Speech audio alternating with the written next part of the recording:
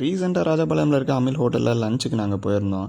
First அவங்களோட அங்கே green peas masala order பண்ணியிருந்தோம். நல்லா குவான்டிட்டிலையும் டேஸ்ட்லேயும் வேறு லெவலில் இருந்துச்சுன்னு தான் சொல்லணும். எனக்கு இது காம்பினேஷன் அவங்களோட தந்தூரி ரொட்டி தான் ஆர்டர் பண்ணியிருந்தோம். நல்லா கிறிஸ்பியாக உள்ள சாஃப்டாகவும் இருந்துச்சு. அட் த சேம் டைம் ரெண்டையும் வச்சு சாப்பிட்றதுக்கு அல்டிமேட்டாக இருந்துச்சு தான் சொல்லணும். பிரியாணி இல்லாமல் எப்படி எக் பிரியாணி, சிக்கன் பிரியாணி ஒரு சைடில் நாங்கள் ஆர்டர் பண்ணிட்டோம். பிரியாணியோட அவங்களோட சால்னாவும் அண்ட் ரைத்தாவும் வந்துச்சு. அண்ட் கூடவே பிரெட் அல்வாவும் கொடுத்துருந்தாங்க.